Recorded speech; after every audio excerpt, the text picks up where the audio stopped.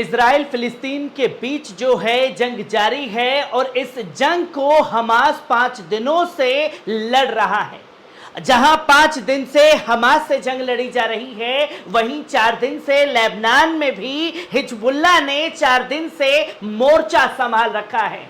वहीं आज सीरिया की तरफ से भी एक संदेश दे दिया गया कि हमास और हिजबुल्लाह इस जंग में अकेले नहीं हैं, वो इसके साथ खुल करके सामने खड़े हैं, जिसकी तस्वीरें जो हैं लगातार सामने आ रही हैं। और उन्हीं तस्वीरों के बीच जहां हमारा गोदी मीडिया चीख चीख करके बता रहा है कि साहब गाजा तो खत्म हो गया, गाजा में अब कुछ बचा नहीं, सिर्फ बचे हैं तो तबाही तबाही और गाजा को दी एंड हो चुका है। पर जो लोग गाजा के दी एंड का सपना देख रहे हैं, उन्हें यह जानना चाहिए कि यह सपना 1947 से इजराइल जो है देखता हुआ आ रहा है गाजा को खत्म करने का, पर आज तक गाजा जो है वो मौजूद है और इस घमंड को चकनाचूर कर दिया है हमास के महज कुछ ही लड़ाकों ने। जहां हमास ने नेतन्याहू के घमंड को चकनाचूर किया है, तो वहीं हिजबुल्लाह ने नेतन्याहू को 2006 की वो जंग याद दिला दी है, जहां खूनी जंग हुई थी और महज हिजबुल्लाह के कुछ ही लड़ाकों ने 1 महीने तक ये खूनी संघर्ष को अंजाम दिया, जहां इसके बाद खास तौर पर घुटने पर आना पड़ा था इजराइल को। तस्वीर लगातार बदल रही है और अब इस तस्वीर में बड़ा हमला जो है वो किया गया है खास तौर पर हमास की अल-कस्साम ब्रिगेड द्वारा, जहां 8:56 जो भारतीय समय अनुसार है, उसके 8:56 पर इजराइल के तेल अवीव बेन गुरियन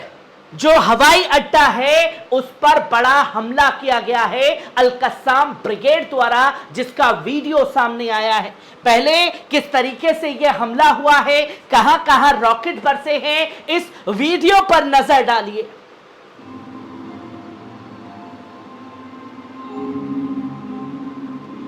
जो कि मैप के जरिए इसे समझाने की कोशिश जो है, इसे इजराइल डिफेंस सिस्टम की तरफ से डाला गया और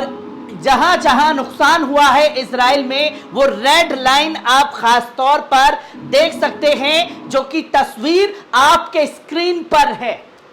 जहां लगातार जो है बम बरस रहे हैं तेल अवीव में। और अब हालात ये हैं कि अल-कस्साम ब्रिगेड की एंट्री होने के बाद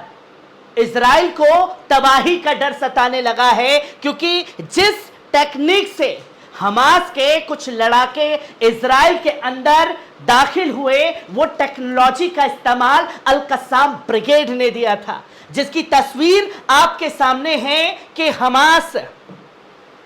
जो कि आप देख सकते हैं कि Hamas launches multiple rockets towards Ben Gurion airport in Tel Aviv, जो कि तस्वीर सामने है कि 8:56 भारतीय समय अनुसार यह हमला जो है वो किया गया है। और इसके बाद जो है अफरा तफरी का माहौल खास तौर पर बेन गुरियन हवाई अड्डे पर देखने को मिला, जहां एक सीनियर जर्नलिस्ट जो हैं वो ट्वीट करके लिखते हैं कि update, Hamas has just fired multiple rockets towards the Ben Gurion airport in Tel Aviv. Hamas Al Qassam has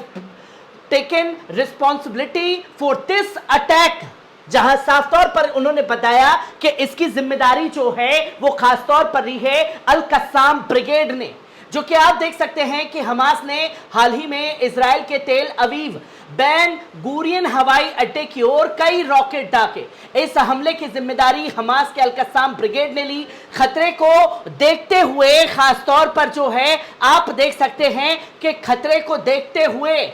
विमानों की लैंडिंग से इनकार किया जा रहा है और उन्हें डाइवर्ट किया जा रहा है या इलाके को घेरने के लिए कहा जा रहा है,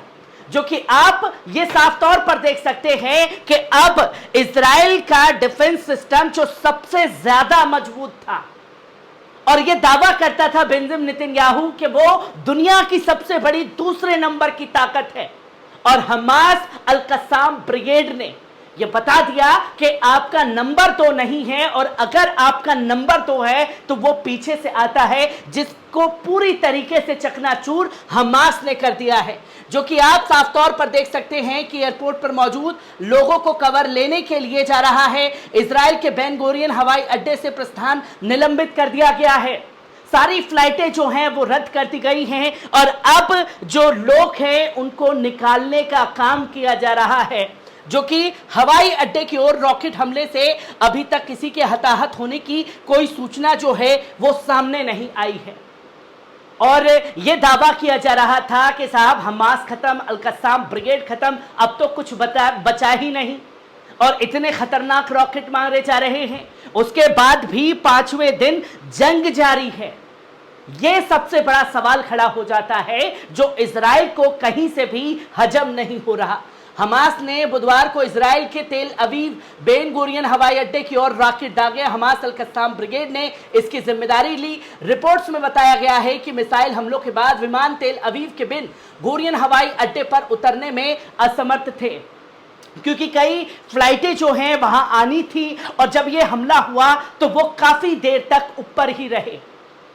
और जो एयरपोर्ट पर मौजूद थे उन्हें निकालने का काम तेज हुआ है, जो कि लगातार तस्वीरें हैं। और अक्सर ये तस्वीरें खासतौर पर गाजा फिलिस्तीन से सामने आती थी। पहली मर्तबा हमास ने घर में घुस करके मारने का काम जो है वो किया है इजराइल को। सोशल मीडिया मंचों पर साझा की गई जानकारी, ये विमानों की लैंडिंग से इनकार कर दिया गया और विमानों को डाइवर्ट किया जा रहा है। क्षेत्र के चक्कर लगाने के लिए तमाम लोगों को कहा गया है कि वो उस जगह को अब खाली कर दे, क्योंकि वो जगह जो है सुरक्षित नहीं है। लगातार रॉकेट लॉन्चेस से इजराइल जो है कांप उठा है, जहां आप देखें कि यहां साफ तौर पर दावा किया गया, a rocket fired from Gaza Strip struck hospital in the south Israeli city.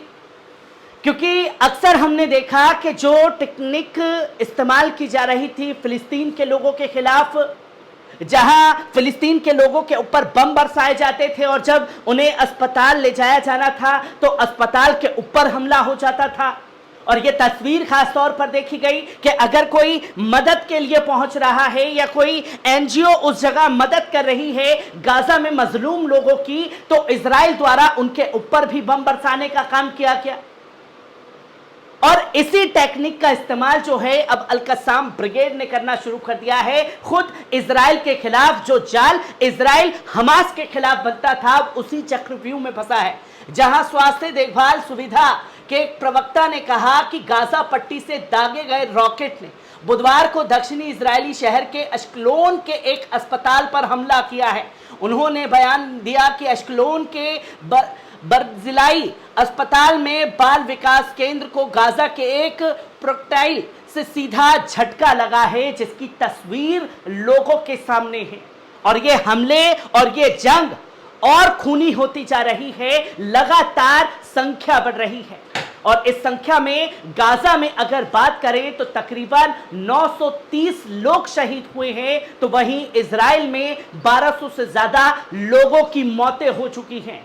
अगर इजराइल में 5000 लोग घायल हुए हैं तो तकरीबन 3500 लोग जो हैं घायल गाजा में हुए हैं,